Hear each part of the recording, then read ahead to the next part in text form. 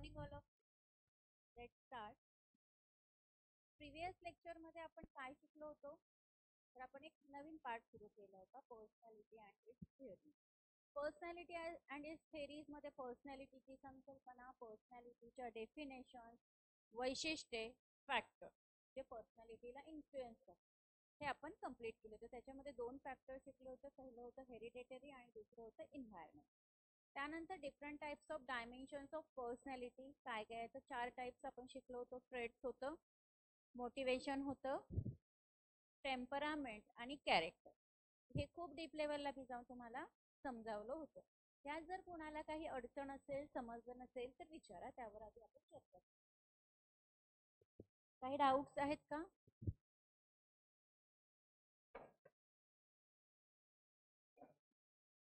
Any doubts?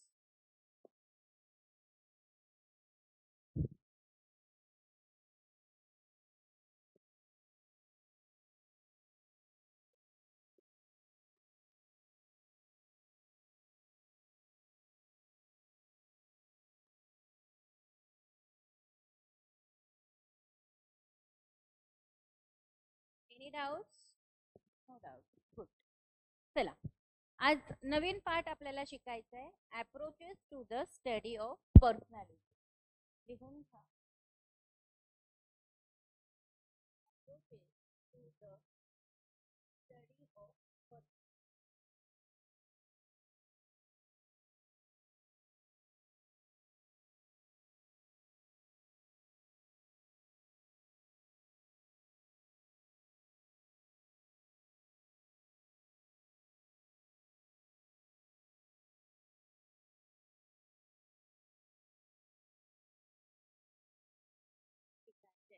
N number of approaches आहे जे की मी तुम्हाला आय थिंक त्या दिवशी लिस्ट करून दिली होती. तुम्हाला लिहून घ्यायला सांगितलं होतं का? लिहा, approaches to the study of personality. आता हे अप्रोचेस जे आहे हे थेरॉटिकल अप्रोचेस आहे, ज्याला आपण सिद्धांतही म्हणू शकतो, जे वेगवेगळ्या सायकोलॉजिस्टनी अभ्यासपूर्वक मांडलेले आहे. त्यातला पहिला आपण घेणार आहे सायको अनालिटिक अप्रोच. ठीक आहे, पहिला लिहा, सायको अनालिटिक अप्रोच.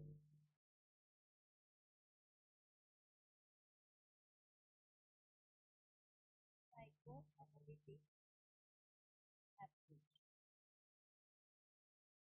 ठीक आहे, ह्याच्यामध्ये नेमकं काय काय शिकायचं आपल्याला ते मी लिस्ट आउट करून देऊ. सगळ्यात आधी आपण शिकूया सायको अनालिटिक अप्रोच. ह्याच्यामध्ये सगळ्यात आधी एक नाव लिहून घ्या, Sigmund Freud.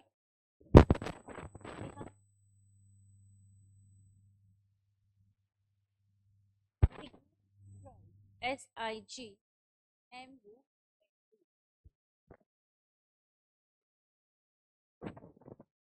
Sigmund Freud. FREUD. ठीक आहे, सिगमंड फ्रॉइड हे पहिले सायकोलॉजिस्ट होते ज्यांनी जे सायको अनालिटिक अप्रोच आहे त्याच्या डेव्हलपमेंटसाठी सुरुवात केली. म्हणजे ह्यांना क्रेडिट देण्यात येतं. सिगमंड फ्रॉइड जे credit goes to Sigmund Freud. कशाचं क्रेडिट? तर सायको अनालिटिक अप्रोचच्या डेव्हलपमेंटचं क्रेडिट त्यांना देण्यात येतं, जे पर्सनॅलिटीची संदर्भात आहे. आता सिगमंड फ्रॉइड यांनी अजून काय केलं होतं, तर यांनी ते ऑप्टिमिस्टिक होते. सिगमंड फ्रॉइड हे ऑप्टिमिस्टिक पण होते आणि पेसिमिस्टिक व्ह्यू पण त्यांचा होता ह्युमन नेचर काय आहे ह्याच्या संदर्भात. बरोबर. आता सायको अनालिटिक अप्रोच अगेन वेगवेगळ्या पार्ट्स मध्ये त्यांनी डिव्हाइड केला. नुसतं असं नाहीये की सायको अनालिटिक अप्रोच लिहिला आणि तो थेअरी मध्ये मांडला, पण त्या अप्रोच मध्ये सुद्धा त्यांनी काही डिव्हायडेशन केले होते, त्याचे काही सब पॉइंट त्यांनी मांडलं होतं. तर ते सब पॉइंट काय आहे त्याचा अभ्यास आता आपण इथे करणार आहोत. सगळ्यात आधी लिहून घ्या, structure of personality. Structure of personality. ठीक आहे, स्ट्रक्चर ऑफ पर्सनॅलिटी मध्ये त्यांनी काय म्हटलं आहे याच्या आधी पण मी हा मुद्दा सांगितला होता. की ह्याच्यामध्ये 2 डायमेन्शन इन्क्लूड आहेत. स्ट्रक्चर ऑफ पर्सनॅलिटी मध्ये लिहून घ्या 2 डायमेन्शन. First is topographical.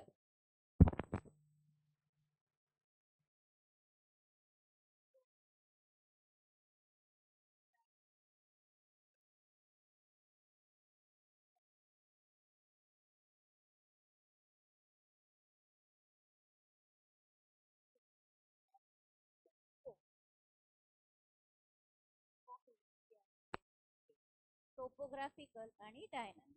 आता टोपोग्राफिकल काय आहे, तर हा टोपोग्राफिकल सुद्धा 2 पॉइंट मध्ये डिव्हाइड करण्यात आलेला आहे. पहिला आहे कॉन्शियस, सबकॉन्शियस आणि अनकॉन्शियस.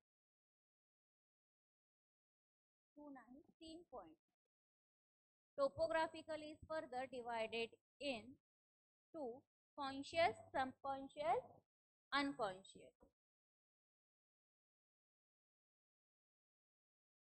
Conscious, subconscious आणि unconscious.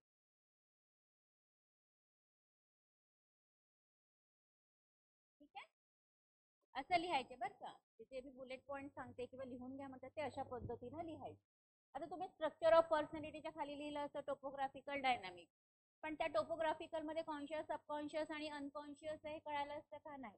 तर लिहिण्याच्या पद्धती सुद्धा असं पाहिजे. आता आपण एकच अप्रोच शिकतोय जो आहे सायको अनालिटिक अप्रोच. ह्या सायको अनालिटिक अप्रोच मध्ये आपण स्ट्रक्चर ऑफ पर्सनॅलिटी हा पहिला भाग शिकतोय. आता स्ट्रक्चर ऑफ पर्सनॅलिटी मध्ये अगेन ह्यांनी काय केलं आहे, तर अजून ह्याचे 3 डिवायडेशन केले आहे: कॉन्शियस, सबकॉन्शियस आणि अनकॉन्शियस. एवढंच लक्षात ठेवायचं आहे. ह्याचे कार्यकर्ते कोण आहेत? Sigmund Freud. नुसत्या साध्या सोप्या भाषेत जर तुम्हाला त्या व्यक्तीचं नाव ठेवायचं असेल तर तुम्ही कार्यकर्ते म्हणून लक्षात ठेवू शकता तुम्हाला समजण्यासाठी, पण बोलताना म्हटलंय प्रोफेशनली योग्य नाही. ठीक आहे. नेक्स्ट आहे डायमेन्शन ऑफ पर्सनॅलिटी. लिहा डायमेन्शन ऑफ पर्सनॅलिटी. ठीक आहे. आता काय काय डायमेन्शन्स इन्व्हॉल्व आहे पर्सनॅलिटी मध्ये सांगा बरं.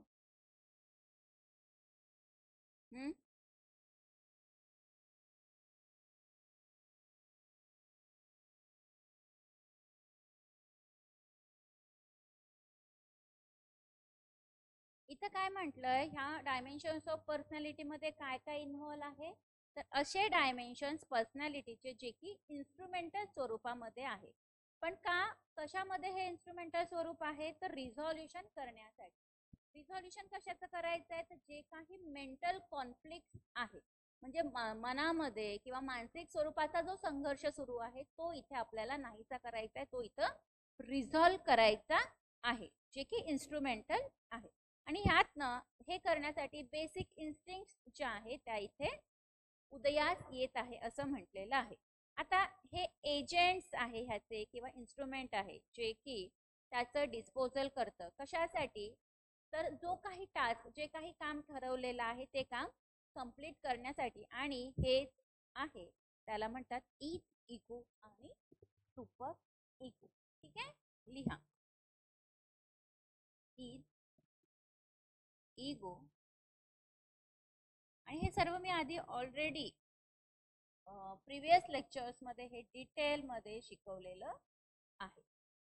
डायमेन्शन्स ऑफ पर्सनॅलिटी मध्ये काय काय म्हटलंय, तर ही एक मेंटल कॉन्फ्लिक्ट आहे, म्हणजे जे आपल्याला रिझॉल्व करायचं आहे, ज्यातनं आपल्याला काही इन्स्टिंक्ट्स अराईज होत आहे. ह्याचे काही एजंट्स आहे, इन्स्ट्रुमेंट्स आहे जे डिस्पोजल करतं, म्हणजे नाहीच करतं जे काही आपल्याला करायचं आहे. Disposal of accomplish task. आणि ते जे आहे ते आहे इगो आणि सुपर. क्लियर झालं. आता डायनामिक्स ऑफ पर्सनॅलिटी तिसरं. Dynamics of personality. स्पेलिंग पण बघा बरं का. आता ह्या पर्सनॅलिटीचे डिफरंट डायनामिक्स सुद्धा आहेत. ते डायनामिक्स काय काय आहे ते बघूया आपण.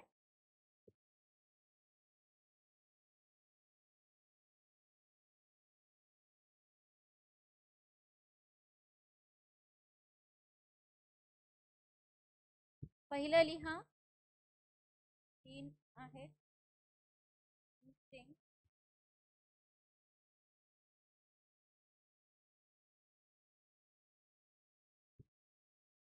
एन्झायटी,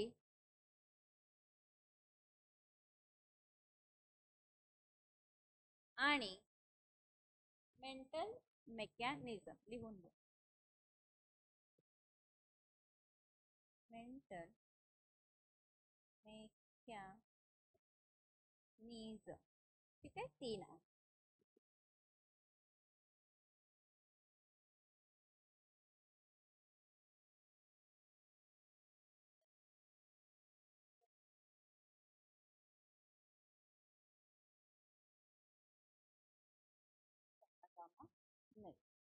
ठीक आहे. तर डायनामिक्स ऑफ पर्सनॅलिटी मध्ये काय काय इन्क्लूड आहे, तर पहिला आहे इन्स्टिंक्ट. लिहिलं, INSTINCTS.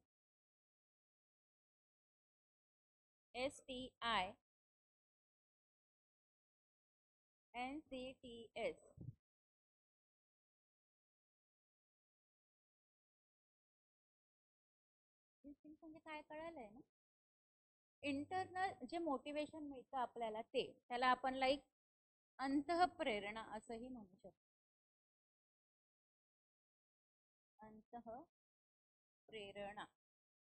इन्स्टिंक्ट म्हणजे आतून जी आपल्याला प्रेरणा मिळते, आपल्या मनातून जी प्रेरणा मिळते ती.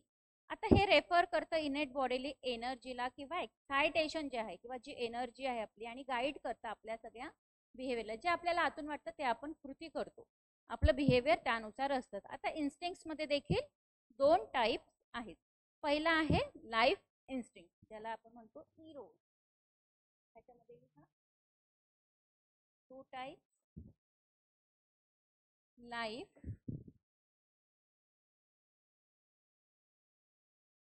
इन्स्टिंक्ट, ज्याला म्हणतो आपण इरोज.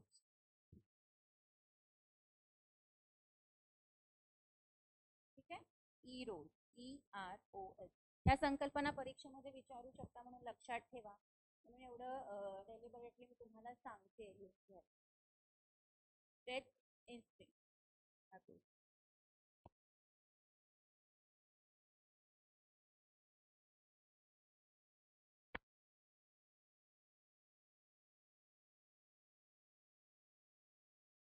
लिहून घ्या हे. बघा, इन्स्टिंक्टचे 2 टाइप्स आहे. लाईफ इन्स्टिंक्ट, ज्याला आपण म्हणतो इरोज, आणि दुसरा आहे डेथ इन्स्टिंक्ट, त्याला आपण म्हणतो थानाटोस. THANO.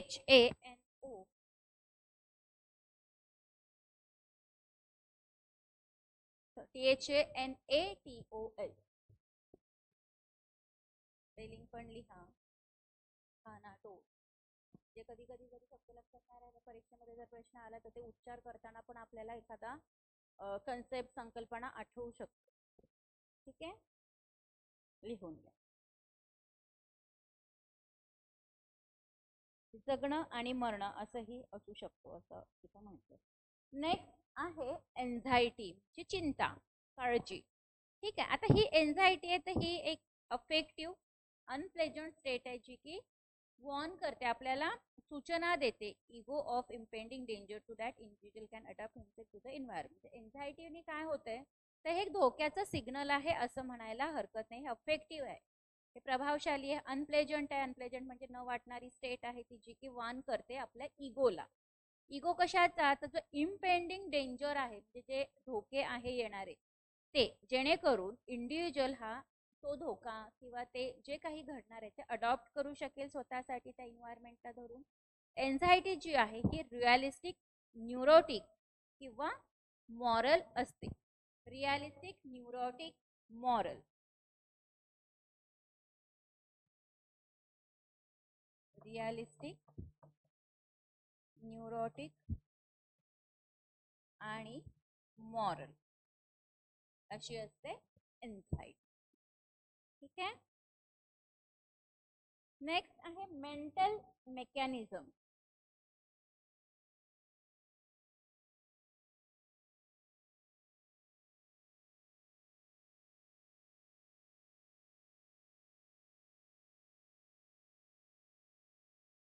मेंटल मेकॅनिझम हा तिसरा पॉइंट. ठीक आहे.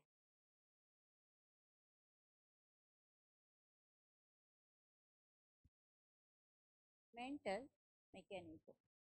आता हे ऍक्टिव्हेटेड आहे. कशासाठी ऍक्टिव्हेटेड आहे? तर प्रोटेक्ट करण्यासाठी इगोला आणि कोर ऑफ द पर्सनॅलिटी. आता हे जे आहे हे सेल्फ डिसेप्टिव्ह आहे आणि ऑपरेट करतं सगळ्या level of अनकॉन्शियसनेसला.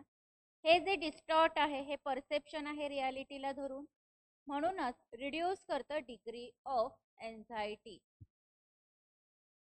Degree of anxiety. ठीक आहे.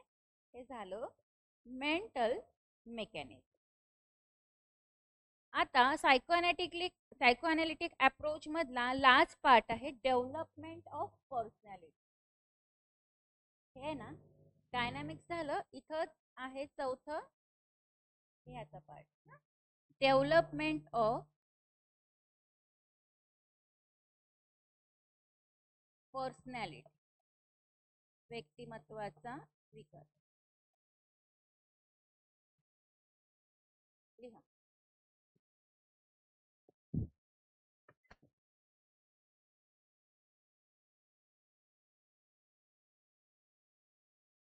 डेव्हलपमेंट ऑफ पर्सनॅलिटी व्यक्तिमत्वाचा. त्याच्यामध्ये डिफरंट टाइप्स ऑफ स्टेजेस आहेत जे आम्ही तुम्हाला त्या दिवशी सांगितल्या. Developmental task during different life span. ठीक आहे. डेव्हलपमेंट ऑफ पर्सनॅलिटी मध्ये त्यांनी 5 स्टेजेस सांगितलेत पर्सनॅलिटीच्या. Oral, anal, phallic, latency, genital. आठवलं?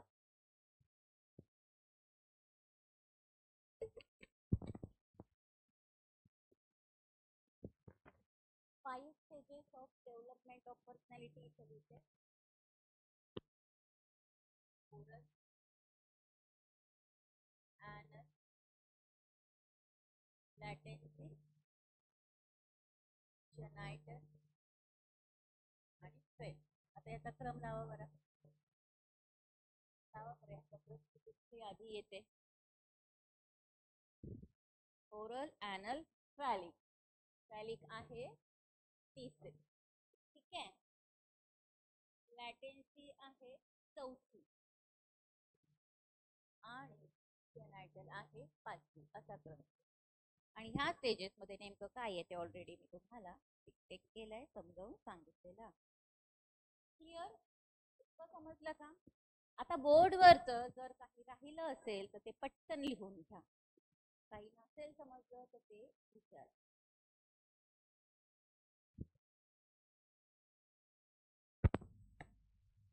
लिहून घ्या. दुसऱ्या बोर्डवरचं लिहून.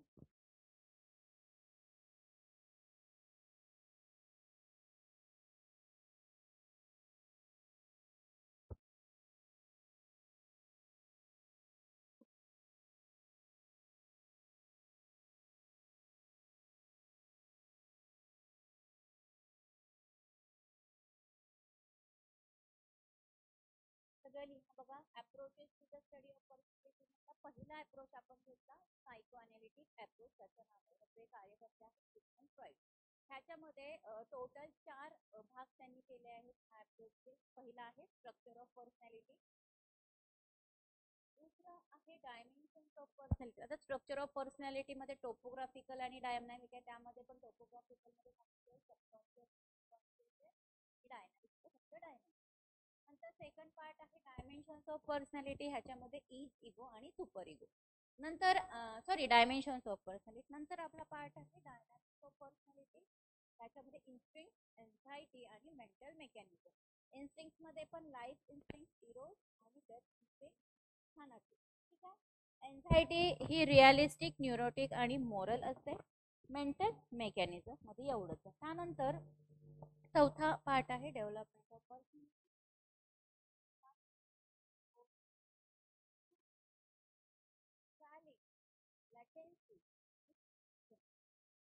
लक्षात ठेवायचं ते चिन्हाचं ठेवा. O A P L G. ठीक आहे. OAPLG. 5 stages of development of personality. OAPLG.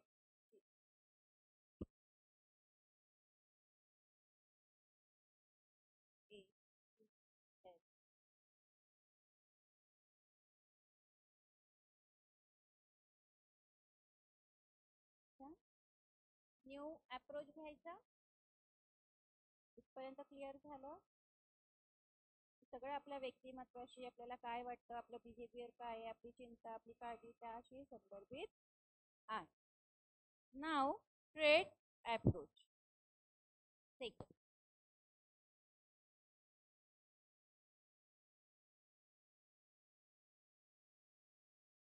Trait approach.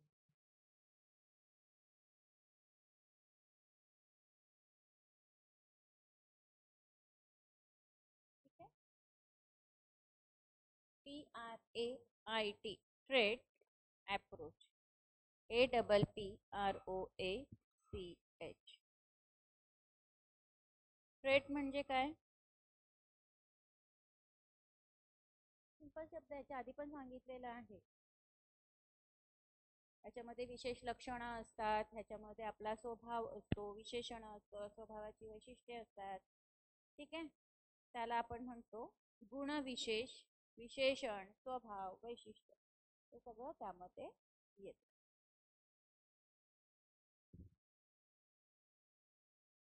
आता याच्यामध्ये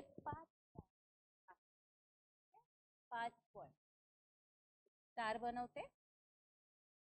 1 2 3 4 5. ठीक आहे. ते आधी आपण लिहून घेऊया. Allport theory.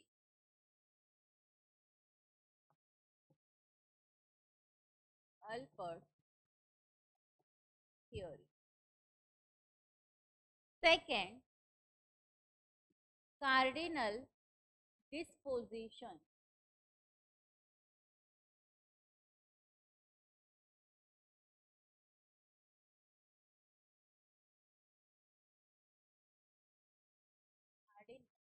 Disposition. Central disposition.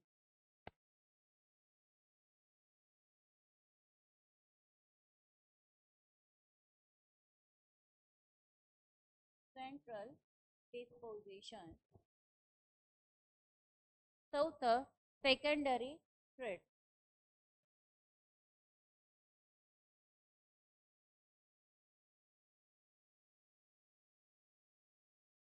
आणि 5वं, कॅटल थिअरी.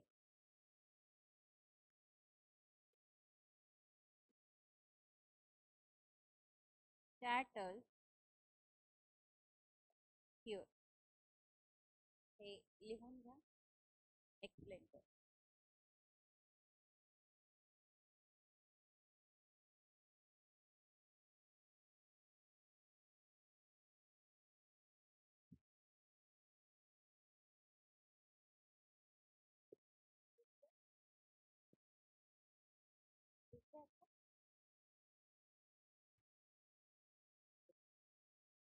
लिहा. दिसतंय का आता?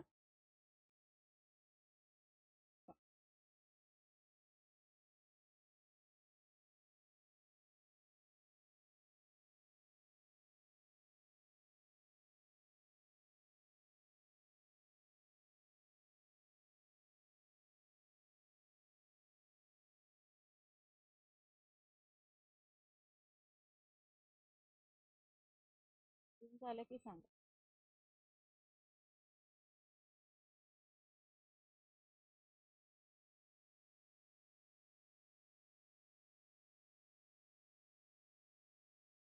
लिहून झालं की सांगा.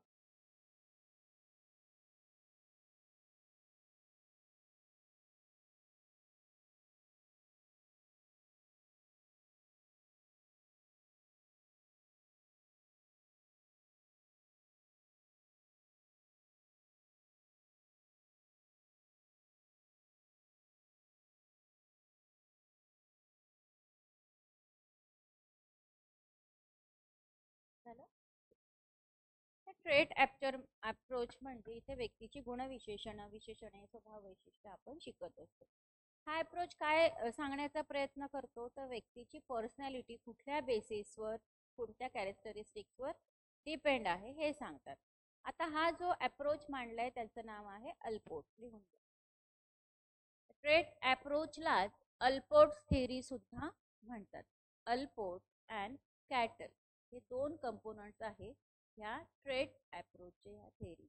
लिहून घ्या. Allport ALLPORT and cattle CATTELL.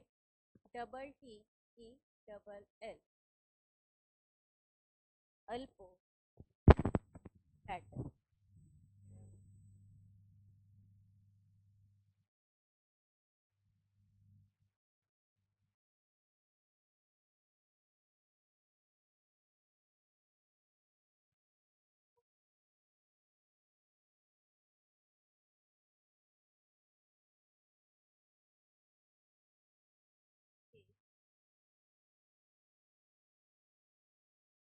Cattle, Alport.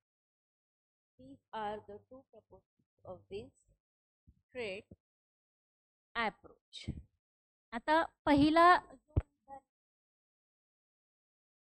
Theory ह्याच्यामध्ये अल्पोर्टने ट्रेटचे वैशिष्ट्यकरण केलं आहे as a common trait and personal trait म्हणून. ठीक आहे. कॉमन अँड पर्सनल दोन पार्ट आहे.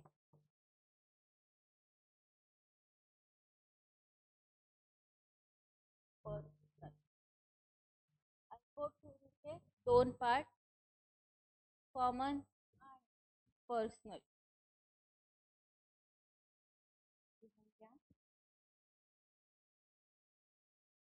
टू पार्ट ऑफ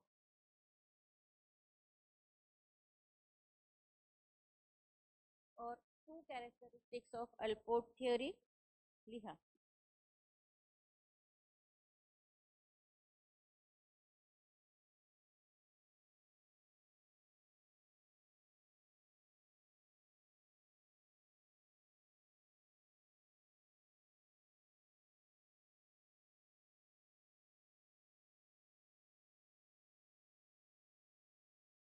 लिहिलं.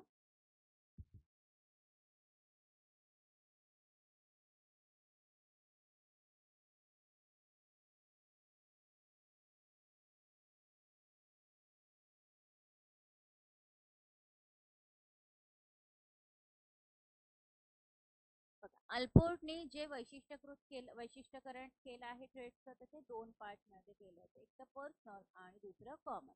कॉमन ट्रेड्स मध्ये ते काय म्हणतात तर हे मेजॉरिटी ऑफ पर्सन्स मध्ये दिसून येतं. म्हणजे जास्तीत जास्त लोकांमध्ये कॉमन ट्रेड्स दिसून येतात. पण कशाचे तर कल्चरचे. पण कधी तर जेव्हा पर्सनल ट्रेड्स हे स्पेसिफिक असतात त्या व्यक्तीकरिता तेव्हा, जे की अजिबात इतर मेंबर्स मध्ये दिसून येत नाही कल्चरच्या.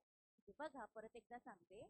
कॉमन ट्रेट हे कुठे आपल्याला दिसून येतात, कुठे सापडतात तर जास्तीत जास्त लोकांमध्ये कल्चरच्या. जेव्हा पर्सनल ट्रेट्स हे स्पेसिफिक असतात त्या व्यक्तीकरिता तेव्हा जे अजिबात इतर मेंबर्स मध्ये दिसत नाही कल्चरच्या कॉन्टेक्स्ट मध्ये म्हटलंय. परत अल्पर्ट यांनी डिव्हाइड केलाय पर्सनल ट्रेट्सला तीन कॅटेगरीज मध्ये. पर्सनल ट्रेटला अगेन तीन कॅटेगरी मध्ये डिव्हाइड केलेलं आहे. त्या कुठल्या कुठल्या आहे तर कार्डिनल, सेंट्रल, सेकंडरी. कार्डिनल हा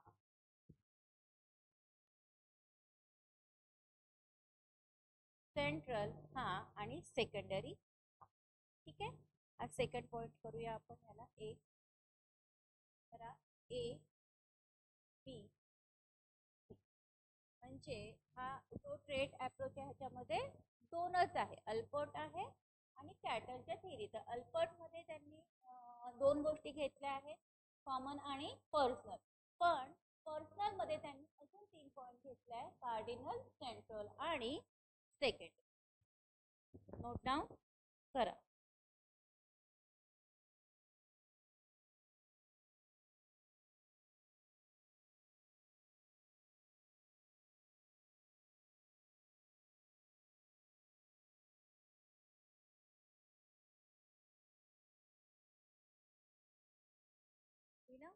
आता कार्डिनल डिस्पोजिशन्स मध्ये काय म्हटलं आहे, तर हे ओव्हरवेल्म होतं.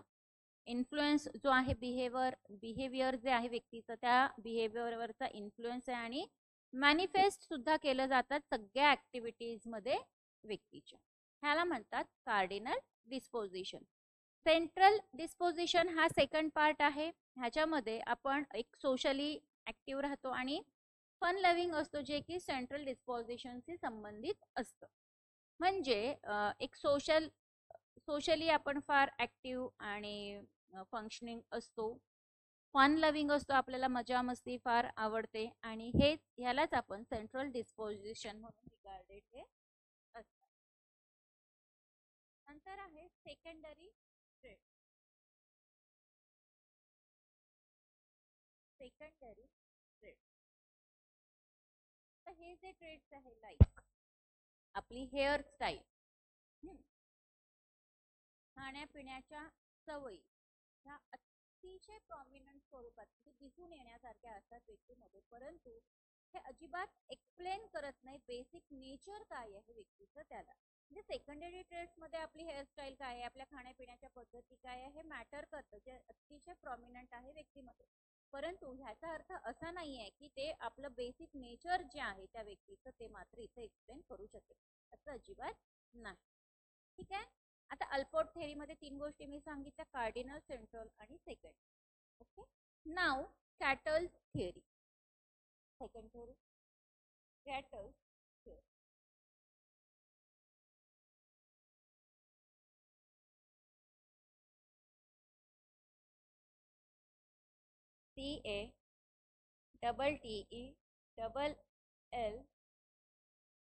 CATTELLS, Cattell's theory. THEORY.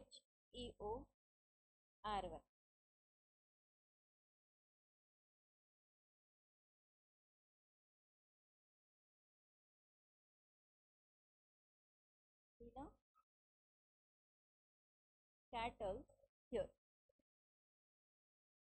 Cattles हे व्यक्ती आहे बरं का, त्यांच्या नावांची ती थेअरी, अल्पोर्ट कॅटल्सची नाव आहे, त्यांच्याच नावाचं ते थेअरी कन्सिडर होतं. आता कॅटलने इथं 2 टाईप मेन्शन केले आहे ट्रेड्सचे. 2 टाइप्स ऑफ ट्रेड्स कॅटलच्या ह्याच्यामध्ये इथं घेऊया आपण.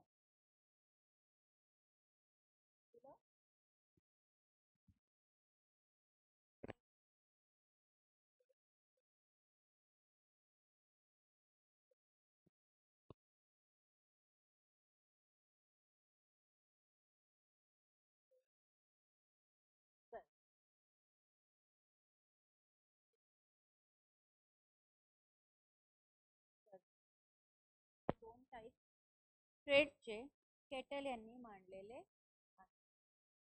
Kettle mention 2 types of trade. First, source trade आणि सरफेस ट्रेड.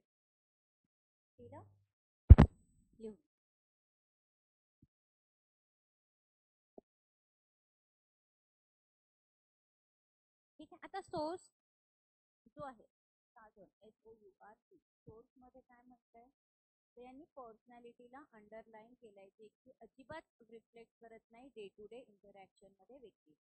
सोर्स ट्रेड मध्ये काय त्यांनी सांगितलं तर तिथं अंडरलाईन करून घ्या की personality and are not reflected in day to day interaction. जे रोजच्या रोजचं आपलं इंटरॅक्शन आहे इतरांबरोबर, त्याच्यामध्ये आपली पर्सनॅलिटी अजिबात रिफ्लेक्ट करत नाही.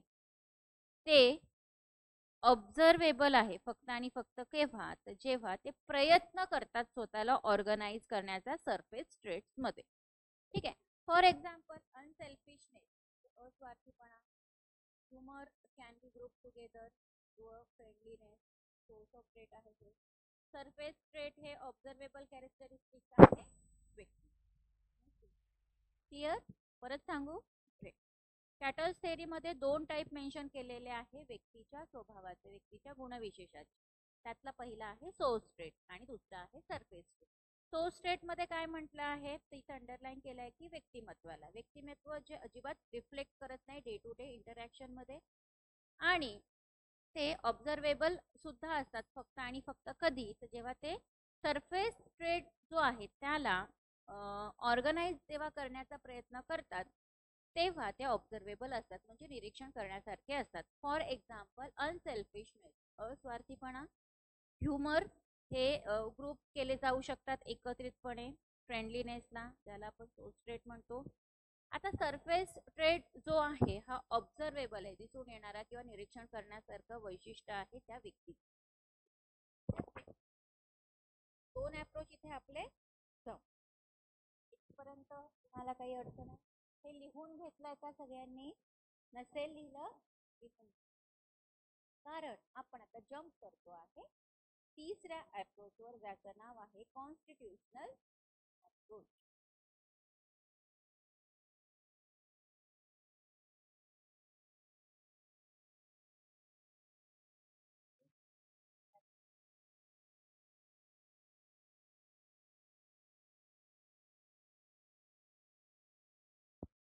लिहा.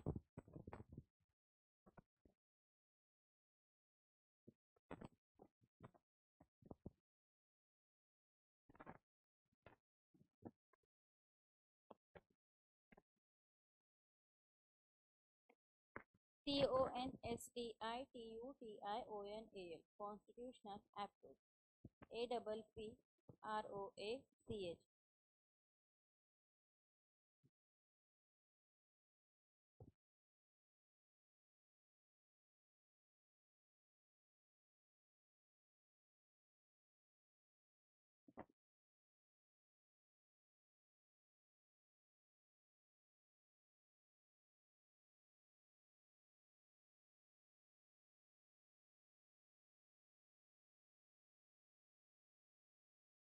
दिलं?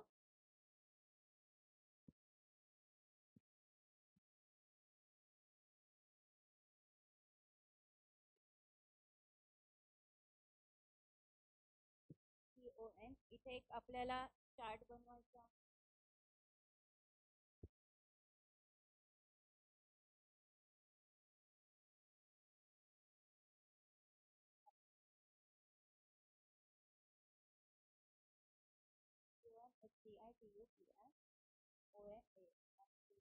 Approach.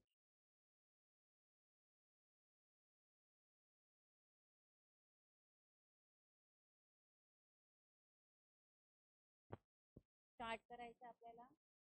Approach, personality type, physical characteristic of person. त्यामध्ये नाव Sheldon and Kretschmer, SHELDON.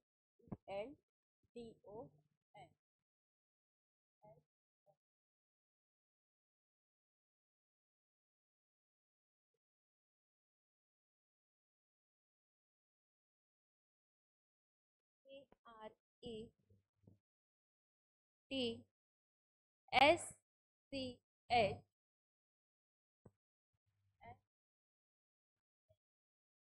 हे दोन नावं लिहून घ्या कॉन्स्टिट्यूशनल अप्रोच मध्ये. शेल्डन अँड क्रेचमर यांनी कॉन्स्टिट्यूशनल अप्रोच पॉइंट आउट केलेला आहे. ह्या अप्रोचनुसार पर्सनॅलिटी जी आहे ती वेगवेगळ्या टर्म्समध्ये एक्सप्लेन केली जाते. वेगवेगळे टर्म्स म्हणजे काय, तर physical constitution of a person and related temperament. लिहून घ्या, फिजिकल कॉन्स्टिट्यूशन, रिलेटेड टेम्परामेंट.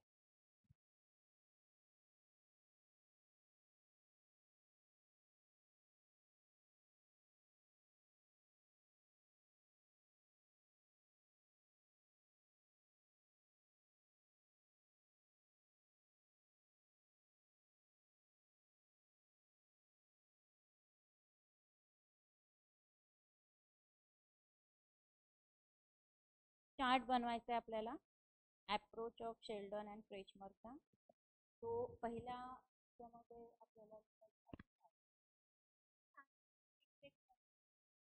जे डिक्टेट करेल ते लिहून घ्या, कारण इथे प्रत्येक गोष्ट शक्य नाही. हे बघ, अप्रोच, पर्सनॅलिटी टाइप,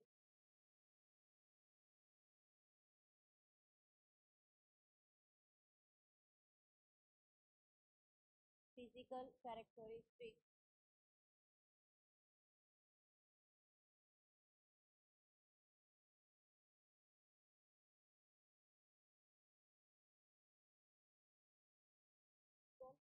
कॅरेक्टरिस्टिक आणि nature of a person.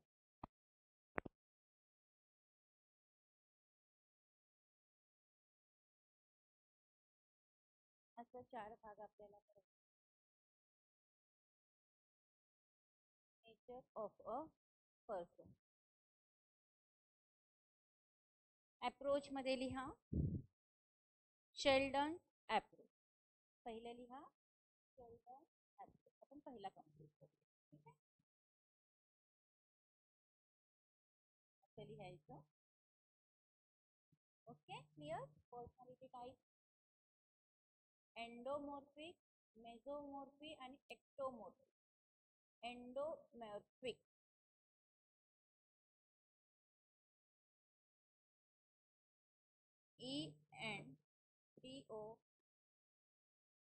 ENDOMORPHIC.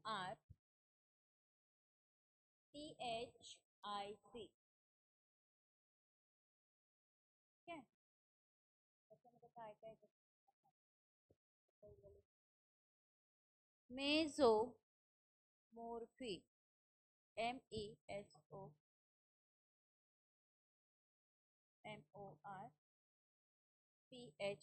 मेझोमॉर्फी आणि इक्टोमॉर्फी.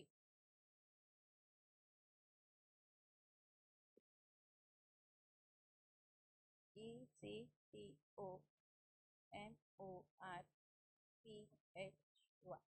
3 टाईप आहे शेल्डन्स अप्रोचचे.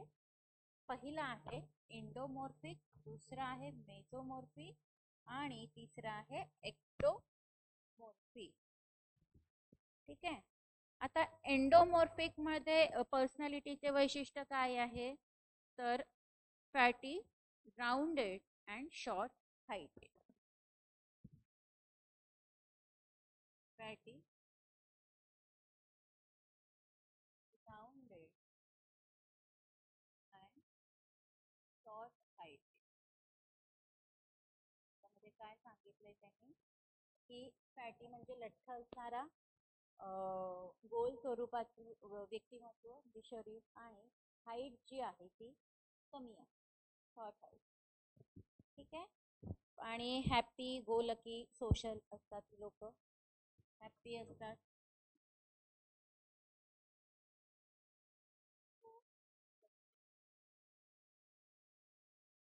सोशल.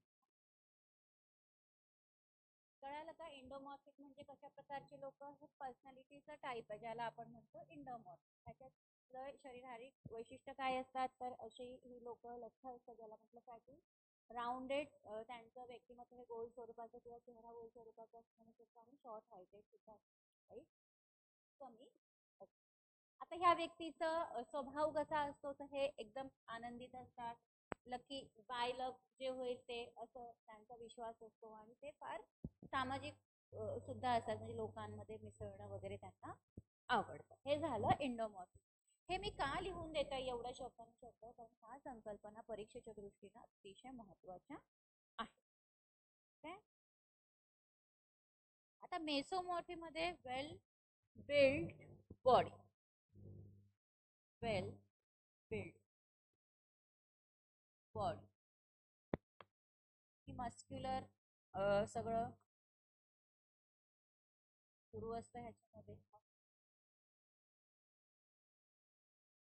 स्ट्रॉंग असतात म्हणजे लाईक आपली बॉडी खूप छान मसल्स असल्या पाहिजे, शेप मध्ये असली पाहिजे, खूप व्यवस्थित बॉडी असली पाहिजे. पर्सनॅलिटी स्लिम ट्रिम, मुलींना असं वाटतं जर मुली असतील तर की एकदम फिगर मेंटेन असलं पाहिजे, मुलांना असं ते मसल्स असलं पाहिजे, जिम वगैरे करतात आणि मजबूत बॉडी ह्यांची असते. ठीक आहे, अशा प्रकारचे हे व्यक्तिमत्व असतं. हे झाले फिजिकल कॅरेक्टरिस्टिक. व्यक्तिमत्व जे आहे म्हणजे स्वभाव जो आहे त्या व्यक्तीचा असर्टिव्ह असतो, रिस्क टेकिंग असतो, टफ माइंडेड सुद्धा असतात. असर्टिव्ह, रिस्क घेण्यासारखे असतात ते.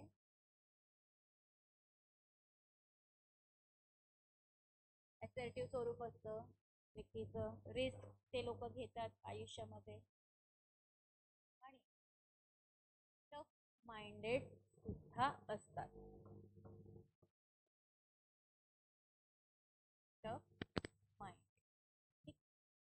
दिसतंय ना तुम्हाला बोर्डवर लिहिलं सगळं? ओके. तिसरा आहे एक्टोमॉर्फिक, लॉंग, स्लेंडर आणि थिन.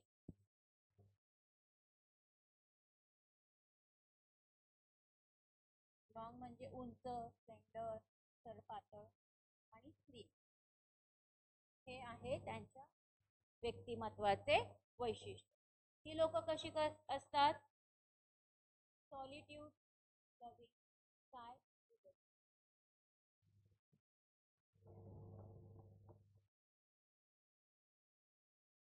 लविंग, काय, रिलक्टंट. काय, रिलक्टंट.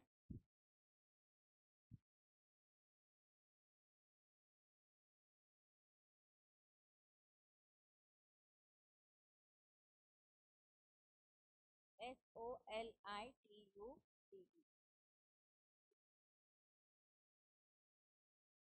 एकटे राहणारे, त्यांच्यामध्ये एकटेपणा असतो. एकटेपणा त्यांना आवडतो. ते जास्त सोशली मिक्सअप व्हायला त्यांचा इंटरेस्ट नसतो, त्यांना आवडत नाही. खूप लाजरे असतात. लिहून घ्या. एकटेपणा आवडणारे, लाजरे आणि काय, शाय, सॉरी शाय आहे ते काय झालंय तिथे, शाय लिहा. आणि रिलक्टंट, RELUCTA म्हणजे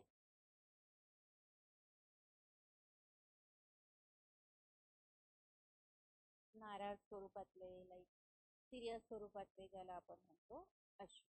ठीक आहे. हा झाला शेल्डनचा अप्रोच. आता असंच आपल्याला दुसरंही करायचं. हे लिहून घ्या पटापट. लिहा.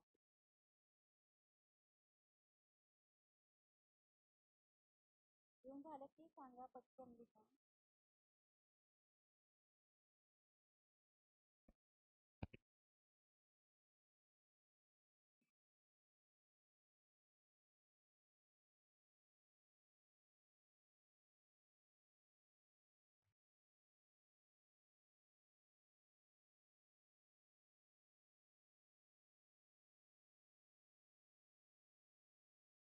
लिहून झालं की सांगा. एक 5 मिनिटाचा मी वेळ देते, लिहून घ्या.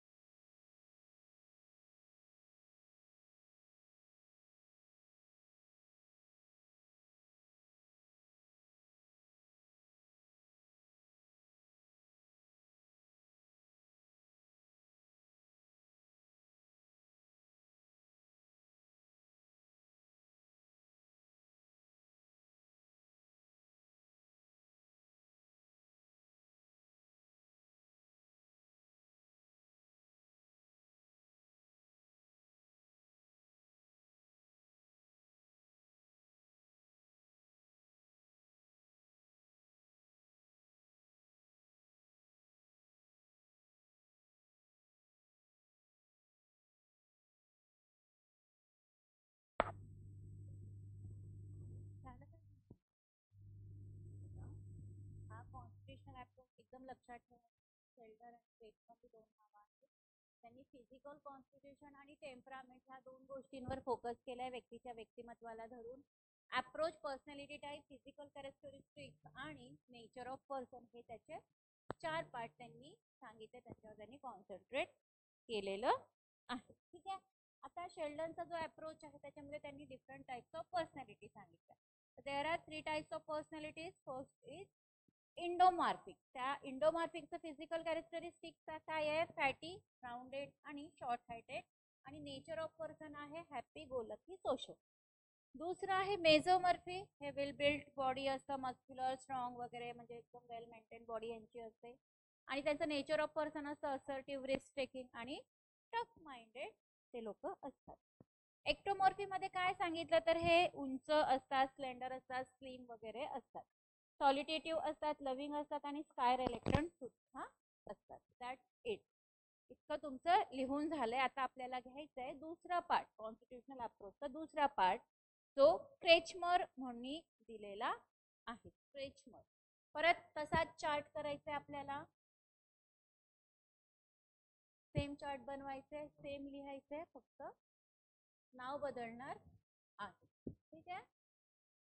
1 2 3 4. ओके. याच्या लिहा क्रेचमर, KRETS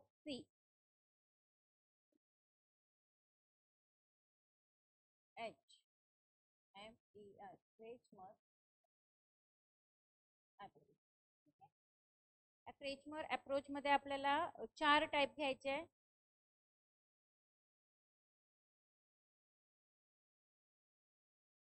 PYKNIC.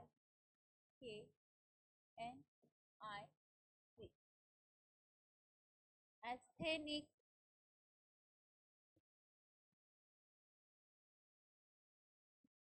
दुसरं. तिसरं आहे ॲथलेटिक.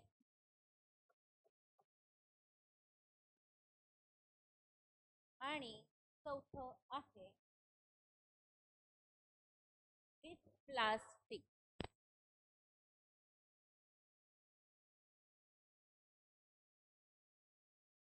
ठीक आहे. तर ह्याच्यामध्ये वरती लिहून घ्यायचंय personality type, personality type, personality characteristic,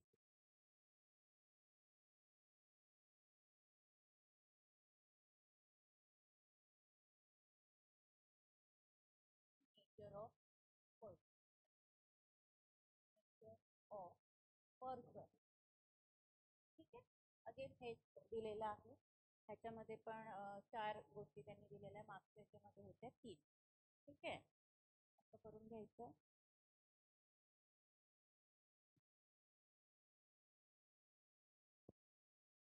chart आपल्याला पाहिजे.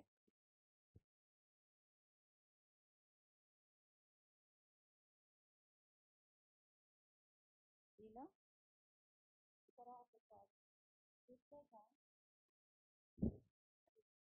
लिहा. पण नंतर लिहा, मी आधी तुम्हाला सगळं लिहून देते, नंतर तुम्ही लास्ट मध्ये हे सगळं लिहा. Fat and short heighted, fat and short heighted. आणि नेचर कसं असतं तर enjoy mixing with people, fond of eating and drinking, enjoying mixing with people,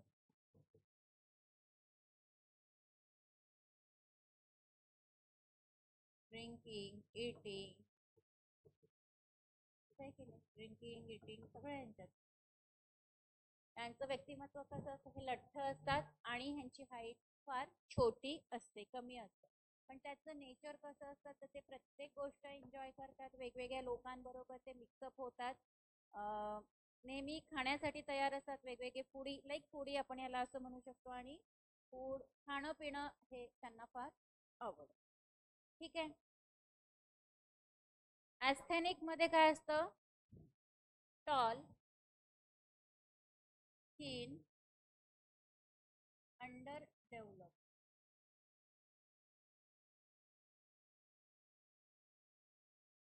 tall, thin, under develop muscle. MUSCLES. ठीक आहे. असं असतं पर्सनॅलिटीचं वैशिष्ट्य. आणि irritable and usually shirk away from responsibility, म्हणजे इरिटेबल म्हणजे खूप चिडके, ज्याला आपण म्हणतो अशा प्रकारचे हे स्वरूपाचे असतात आणि ते कुठलीही जबाबदारी घेत नाही, ते जबाबदारी घेण्यापासून लांब पळतात, अशी ही लोक असतात. Irritable, away from responsibility.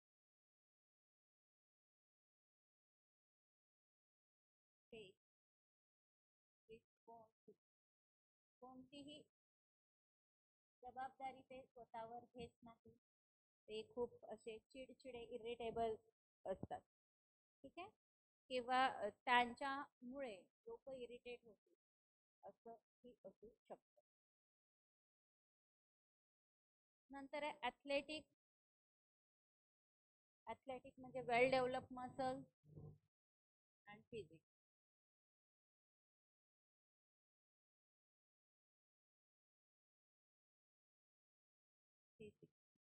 PHYSIQT.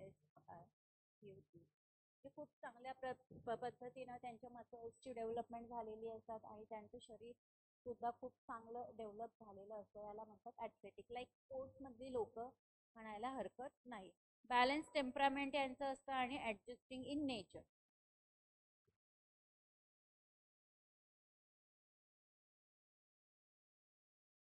Balance temperament आणि ॲडजस्टिंग इन नेचर. ठीक आहे. म्हणजे जे काही त्यांचे स्वभाव गुणधर्म हे बॅलन्स संतुलित असतात, व्यवस्थित मॅनेजमेंट त्यांना जमतं. आणि दुसरं, जे काही स्वरूप असेल, जी काही परिस्थिती असेल, त्याबरोबर ते व्यवस्थित पद्धतीने ऍडजस्ट करतात, असे असतात ऍथलेट.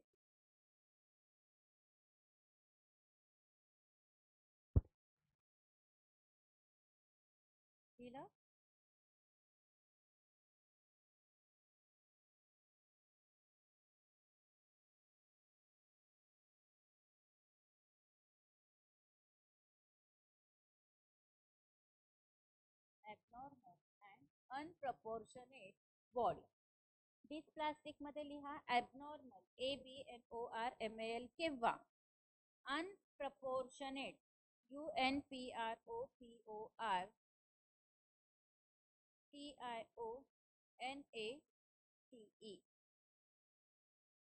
अनप्रपोर्शनेट बॉडी. दिलं.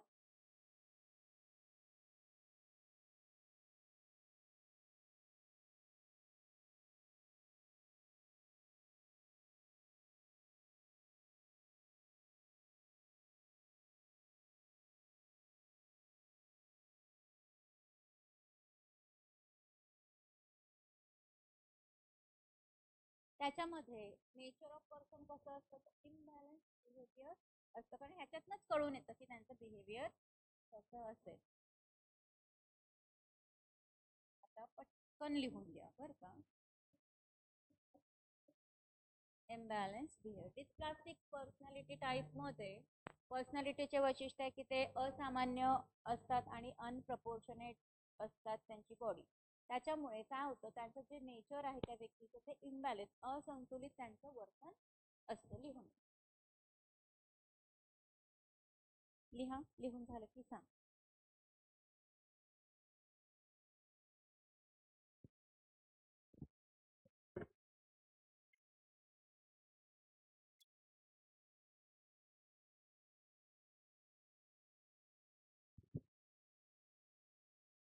सॉरी, दिसत नाहीये का?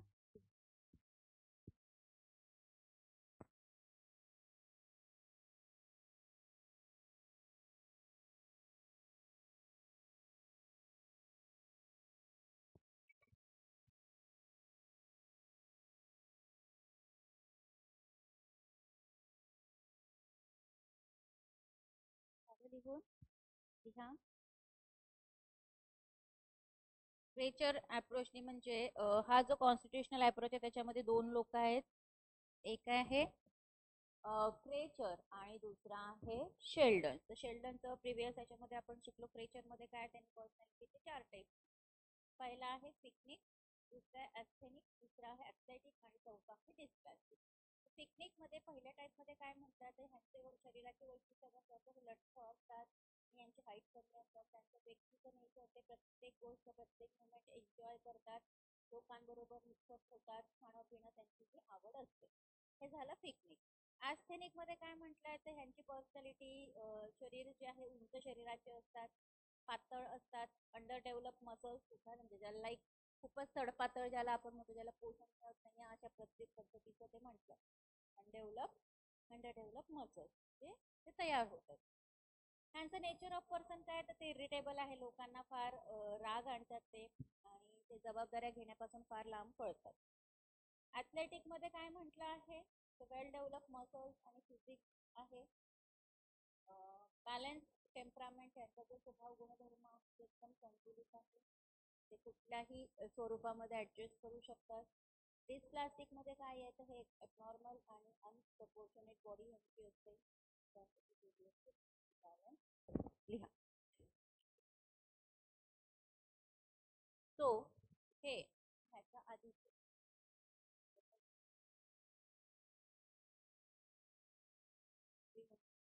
2 मिनिटाचा वेळ आहे. त्यानंतर आपल्याला शिकायचं आहे लाईफ स्पॅन अप्रोच. छोटासा अप्रोच आज होतो आणि ह्युमॅनिस्टिक अप्रोच.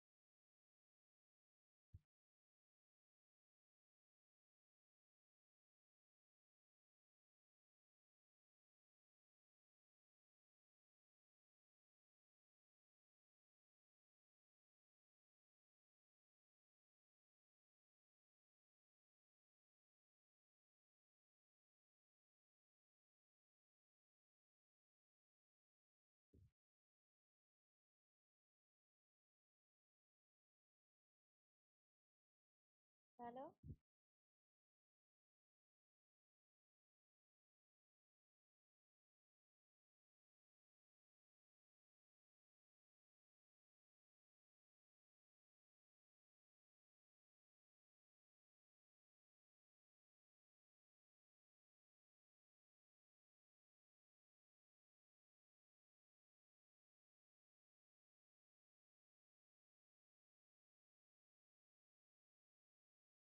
नाव next approach, life span approach.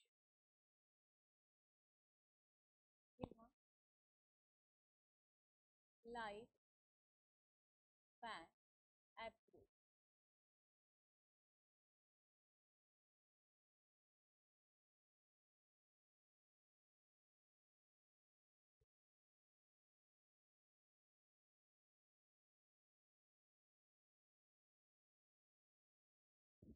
Life span approach.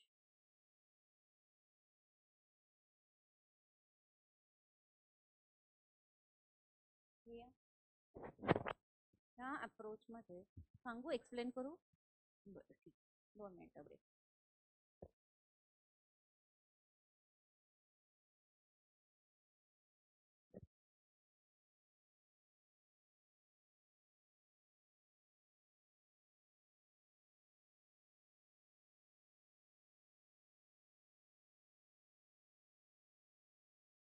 आता बघा, लाईफ स्पॅन अप्रोच हा जो आहे, हा ह्याच्यातनंच काय कळतं, तर आपला पूर्ण जन्मापासून ते मृत्यूपर्यंतचा प्रवास.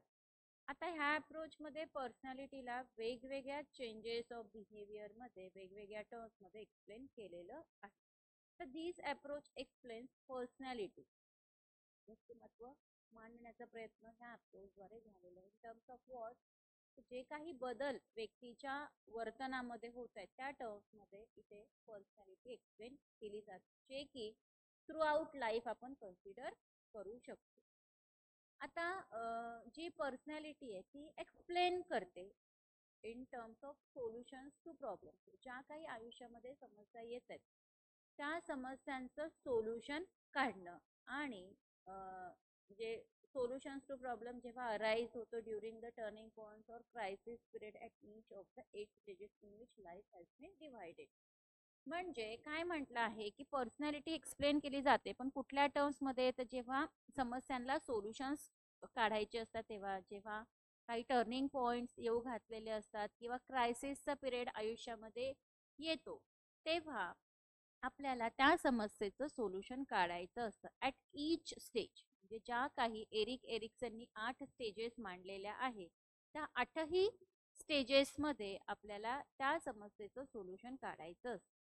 आता एरिक एरिक्सन यांनी 8 सायकोसोशल स्टेजेस मांडल्या आहेत पर्सनॅलिटी.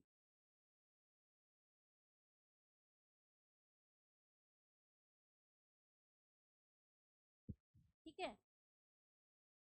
लिहा. Erik Erikson mention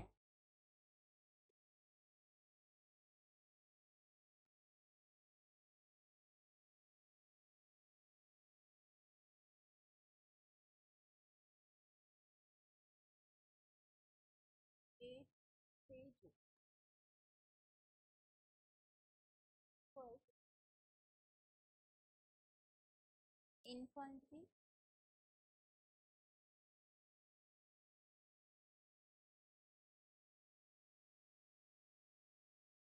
early childhood,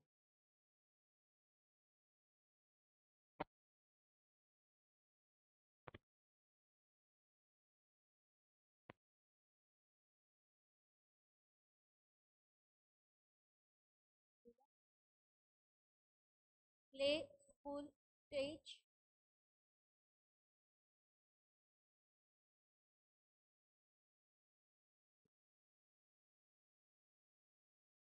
play school stage,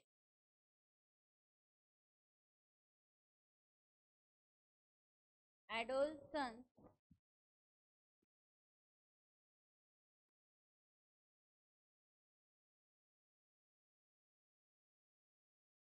adolescence,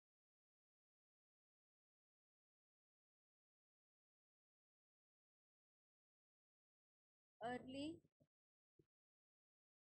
adulthood,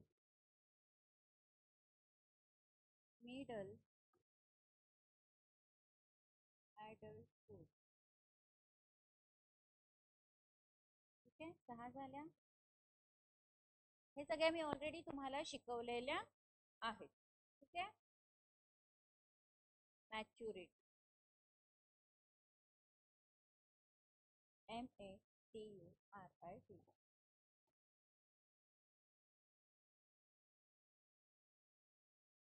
infancy पहिलं,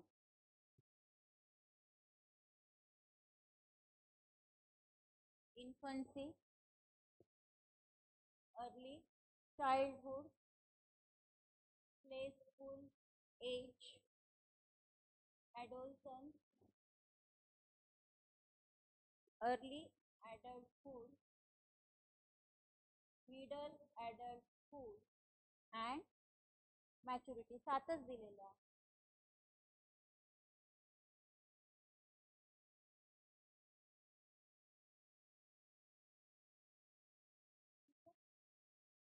स्टेजेस आहे किंवा 8 स्टेजेस आहे. एखादी ओल्ड एज इथे आहे, ओल्ड एज घेऊन घ्या किंवा मॅच्युरिटी आणि ओल्ड.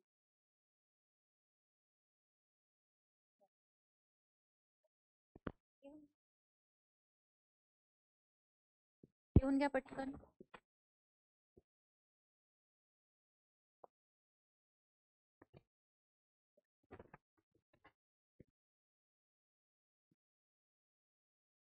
ह्या ज्या स्टेजेस एरिक एरिक्सनने इम्फोसाइज केल्यात, ह्या कशावर आहे?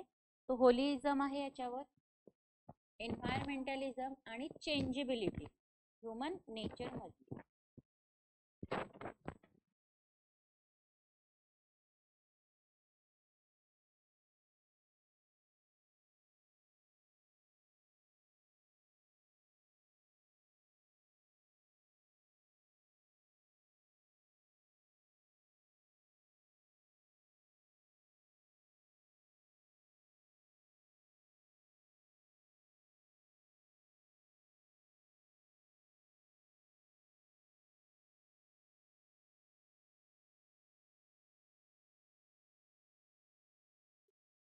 व्यक्ती जी आहे ही वेगवेगळ्या काही संस्था नाहीये, बरोबर आहे. व्यक्ती ही एक व्यक्ती, त्या काही वेगवेगळ्या संस्था नाहीये.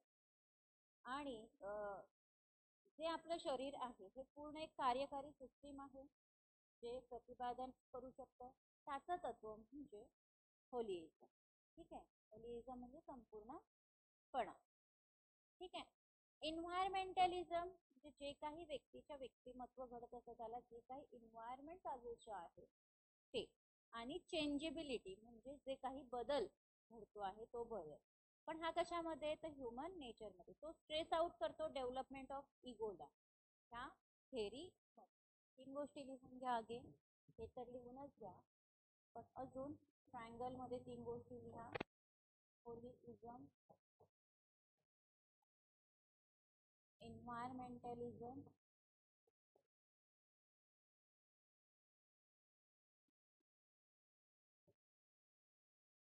आणि तिसरं आहे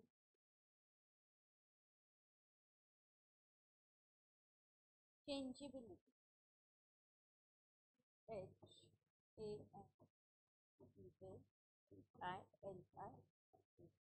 एन्व्हायरमेंट चेंज आणि होलिइझम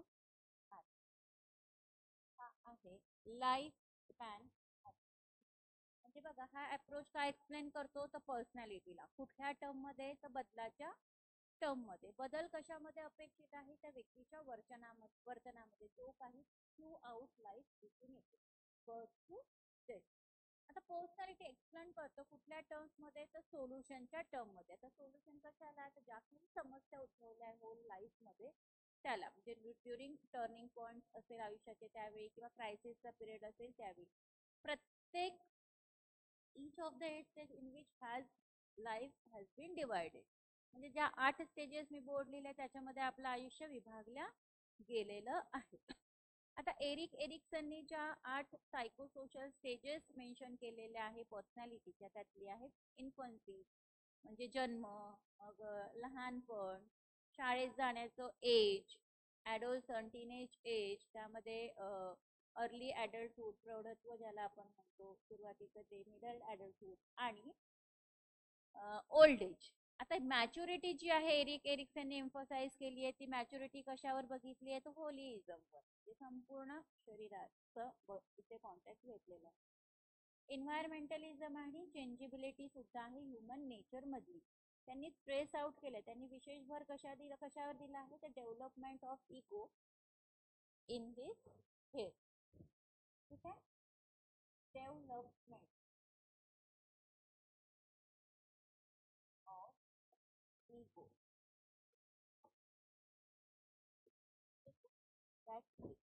एवढंच त्या अप्रोच मध्ये दिलेलं आहे.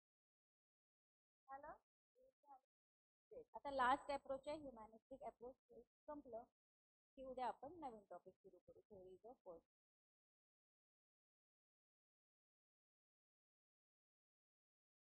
आहे ते different types of thing.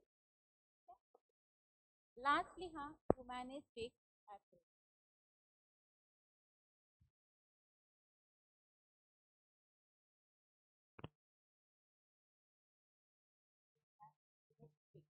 Approach last.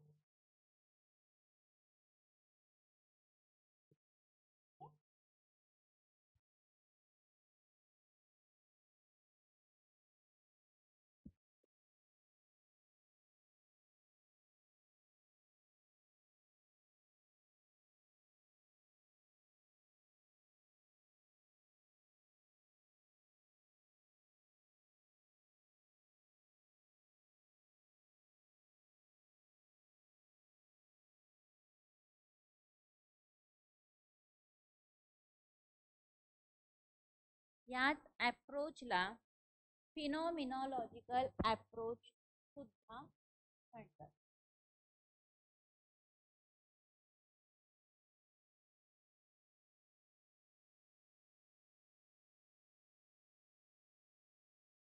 Logical approach.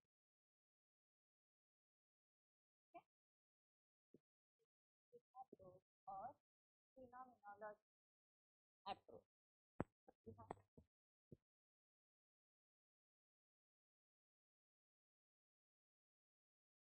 ह्याच्यामध्ये मास्लो आणि रॉजर्सचं नाव लिहून MASLO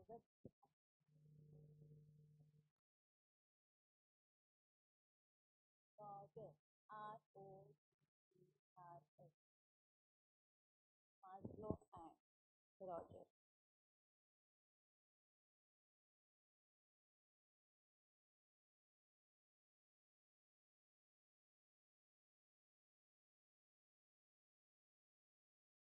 आता हा जो ह्युमॅनिस्टिक अप्रोच आहे, हा ह्युमॅनिस्टिक अप्रोच काय एक्सप्लेन करतो, तर जो काही व्यक्तिमत्वाचा विकास होतो आहे तो इथं एक्सप्लेन केला जातो.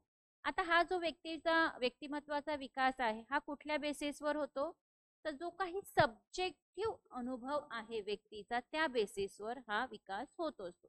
इथे काय म्हटलं आहे की प्रत्येक व्यक्ती, प्रत्येक पर्सन कडे युनिकनेस आहे, ओके नाही, युनिक फ्रेम आहे, म्हणजे प्रत्येक व्यक्ती हा युनिक आहे जगात. रेफरन्स आहे जो की डेव्हलप करतो out of his experience with environment frame. आता एन्व्हायरमेंट फ्रेम आणि व्यक्तीला येणारा अनुभव ही एक युनिक फ्रेम आहे असं म्हटलेलं आहे रेफरन्स. आणि ह्याचाच परिणाम, ह्याचाच रिझल्ट काय आहे, तर इव्हेंट्स आहे जे ऑकर होतात किंवा पुढे येतात व्यक्तीच्या एन्व्हायरमेंटच्या स्वरूपामध्ये. फर्दर मोर काय म्हटलं आहे, तर ही जी फ्रेम आहे रेफरन्सची, ही डिटरमाइन करते की कशा पद्धतीनं व्यक्ती परसिव्ह करतो ह्या जगाला, आत्मसात करतो किंवा समजून घेतो ह्या जगाला जे त्याच्या सभोवताली आहे. म्हणूनच परसेप्च्युअल ॲटिट्यूड जो आहे हा अतिशय सेंट्रल आहे, जे केंद्र आहे व्यक्तिमत्वाच्या विकासाचा. व्यक्तिमत्वाच्या विकासाचा केंद्र काय आहे, तर परसेप्च्युअल ॲटिट्यूड. ठीक आहे. आता पर्सनॅलिटीला धरून हे घडते. म्हणूनच हा जो अप्रोच आहे ह्या अप्रोचला फिनॉमिनॉलॉजिकल म्हटलं जातं. आता ह्या अप्रोचच्या नुसार ह्युमन बिंग्स हे खूप सकारात्मक असतात बाय नेचर. जे बाय नेचर स्वभावतात ते खूप सकारात्मक असतात. इंडिव्हिज्युअल लेवलला ते काम करतात, ग्रोथ त्यांची होत असते. कुठल्या स्वरूपामध्ये, in order to self actualize themselves, ते स्वतःला जास्त फोकस करतात, सेल्फ ॲक्च्युअलायझेशन त्यांच्यामध्ये जास्त असतं. आता मास्लो आणि रॉजर्स हे प्रॉमिनंट आहेत ह्युमॅनिस्टिक सायकोलॉजिस्ट ते आहे. मास्लोनी थेअरी ऑफ पर्सनॅलिटी दिलेली आहे.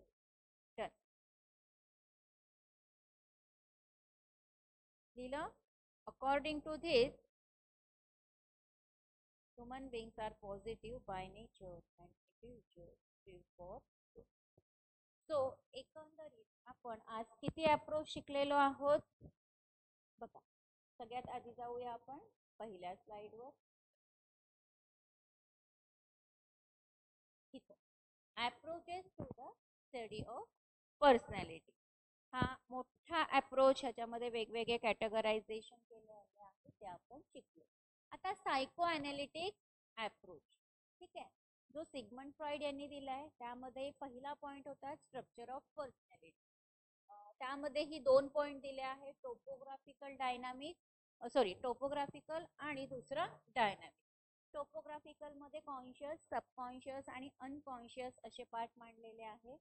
दुसऱ्यामध्ये घेतलाय डायमेन्शन्स ऑफ पर्सनॅलिटी, ह्याच्यामध्ये इगो, सुपर इगोचा अभ्यास केला आपण.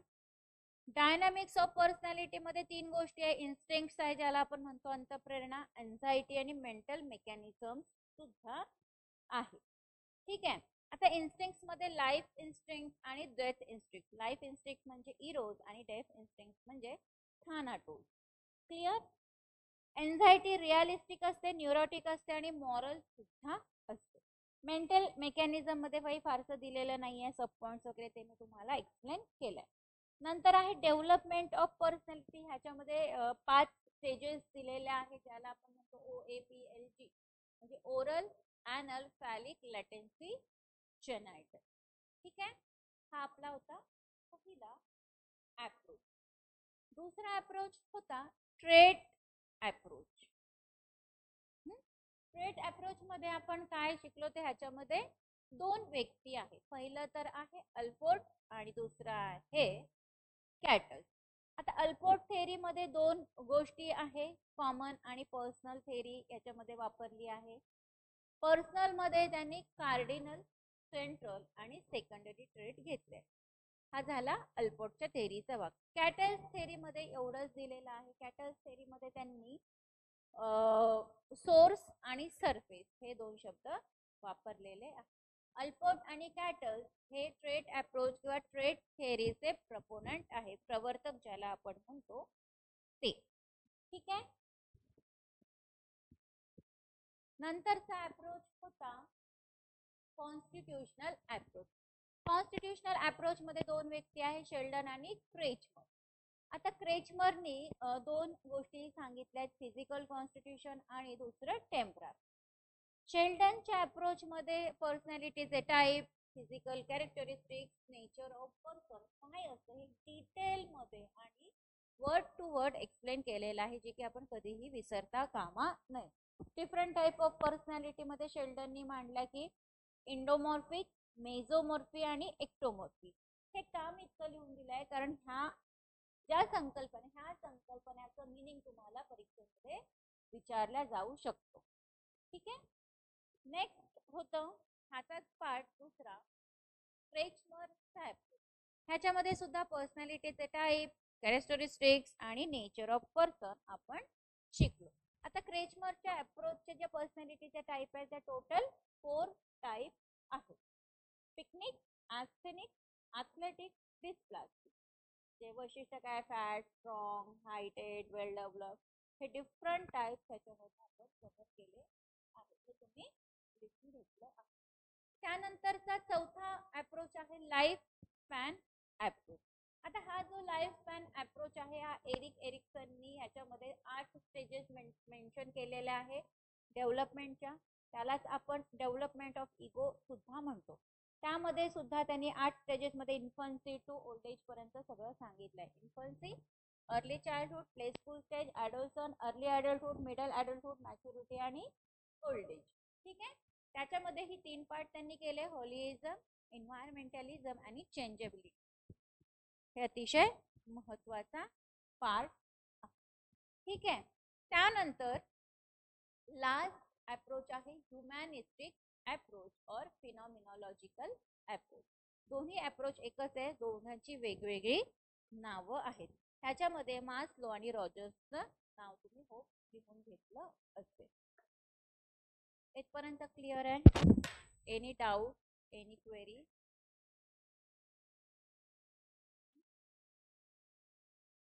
कारण हे अप्रोचेस तुम्हाला वारंवार वाचावे लागणार आहे. असं नाही की तुम्हाला हे आता तुम्ही केलं आणि असं इथे होत नाही.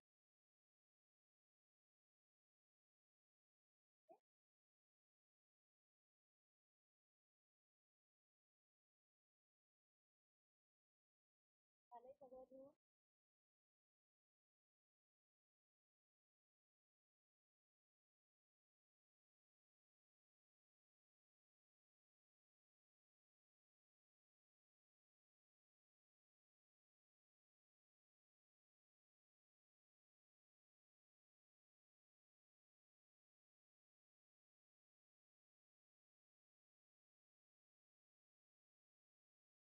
क्लिअर? आजचा पार्ट आपला इथे झालाय. लिहून ठेवा थेरीज ऑफ पर्सन.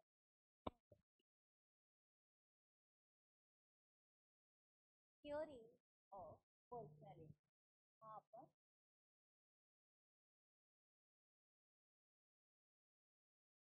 नेक्स्ट लेक्चरला सुरू करू. थिअरी ऑफ पर्सनॅलिटी याच्यामध्ये psycho analytic theory of personality, behavioural theory of personality पावलोवची, learning theory of Skinner, humanistic theory of personality Albert Bandura, social learning theory, मास्लोचा humanistic approach, Carl Rogers theory, सगळं आपल्याला next लेक्चरमध्ये शिकायचं आहे. हा last part आहे ह्या टॉपिकचा. हा पार्ट इथपर्यंत समजलं सगळ्यांना? थिअरीज ऑफ पर्सनॅलिटी तो आपण नेक्स्ट लेक्चरला कंटिन्यू करूया. काही डाऊट? अभ्यास नेटचे फॉर्म निघालेले आहेत. आय थिंक 5 की 7 नोव्हेंबर लास्ट डेट आहे परीक्षेचे फॉर्म भरण्याची. सगळ्या विद्यार्थ्यांना रिक्वेस्ट आहे की आपण जे काही कोचिंग जे काही ट्रेनिंग घेतोय तर ते ह्या परीक्षा पास करण्यासाठी घेतोय. म्हणून ह्या परीक्षेचे फॉर्म भरणं सुद्धा गरजेचं आहे. सगळ्यांनी परीक्षेचा फॉर्म भरायचा आहे नेटचा. जेवढे काही स्टुडंट इथे सोशल वर्कला इन्व्हॉल्व झाले त्या सगळ्यांनी फॉर्म भरायचा आहे परीक्षेचा. आणि हा परीक्षेचा फॉर्म भरल्यानंतर जो काही तुमचा फॉर्म आहे हा अकॅडमीच्या नंबरवर तुम्हाला सेंड करायचा आहे. ज्यावेळी तुमचं हॉल तिकीट येईल परीक्षेचं तो हॉल तिकीट सुद्धा तुम्हाला आम्हाला पाठवायचं असतं. आणि त्यानंतरचा जो काही रिझल्ट तुमचा येतो ते सुद्धा कळवायचं असतं, पॉझिटिव्ह निगेटिव्ह वॉट एव्हर.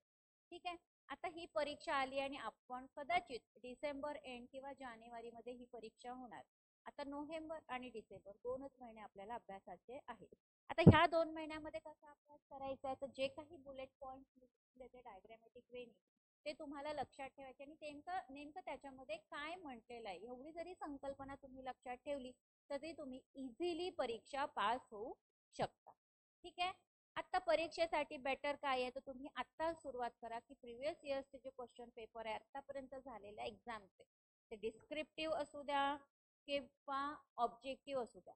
डिस्क्रिप्टिव्हचा जरी पार्ट सोडला तर तुम्ही ऑब्जेक्टिव्ह टाईप पासून जेव्हापासून परीक्षा सुरू झाली तेव्हापासून ते आतापर्यंतचे सगळे पेपर 1 आणि पेपर 2 काढा आणि ते रोज एक पेपर 1चा आणि एक पेपर 2चा पेपर सोडवायला सुरुवात करा. ह्याने तुम्हाला 60% सक्सेस तर मिळणारच आहे. आणि बाकी 40% जे सक्सेस आहे तर ते आपल्या लेक्चरच्या थ्रू आणि तुमचे जे काही अंडरस्टँडिंग आहे त्याच्या थ्रू मिळणार. जर तुम्ही पेपर काढून सुरू केलं नाही सोडवायला तर थोडंसं अवघड जाईल कारण संकल्पना समजणं गरजेचं आहे. नुसते ते पेपर जरी सोडवले त्यातनं जे प्रश्नांची उत्तरं जरी तुम्हाला माहीत झाली तर 60% पार्ट तुमचा कव्हर होतो आणि इझिली तुम्ही एक्झाम पास होऊ शकता. पण तुम्हाला लक्षात ठेवायला लागेल की नाव कशाचं, जोड्या जुळवा, कोणी कोणतं पुस्तक लिहिलं, कोणी कोणता कायदा कोणत्या वर्षी मांडला, कुठल्या आर्टिकलमध्ये काय सांगितलं आहे, कोणत्या संकल्पनेमध्ये काय सांगितलंय हे सगळं तुम्हाला लक्षात ठेवायला लागणार आहे.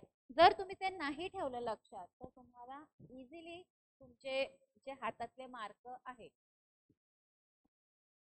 ते तुम्ही घालवू शकता.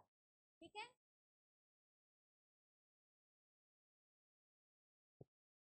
जे जे सांगितलंय ते सुरुवात करा. जर एखाद्या प्रश्नाचं उत्तर नसेल समजत तर ते मला विचारा, त्याच्यावर आपण चर्चा करू शकतो. ठीक आहे.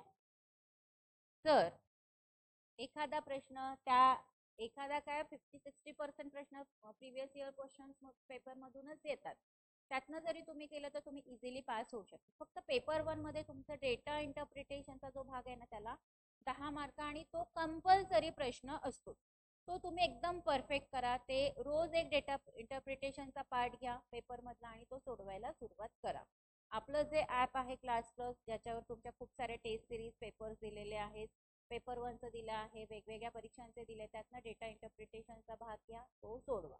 रिझनिंग, लॉजिक, एन्व्हायरमेंटल आहे, डिझास्टर आहे, अनेक पार्ट आहे ना पेपर 1 मध्ये. रिसर्च आहे, एज्युकेशन आहे, टीचिंग आहे, सगळं तुम्ही सोडवायला सुरुवात करा. काही अडचण आली तर तुम्ही मला विचारा, आपण त्याच्यावर चर्चा करू आणि तुमची एक्झाम क्लिअर करण्याचा प्रयत्न करू. जर काही कुणाला क्वेरीज प्रॉब्लेम असेल तर नेक्स्ट लेक्चरच्या आता सुरुवातीला विचारा.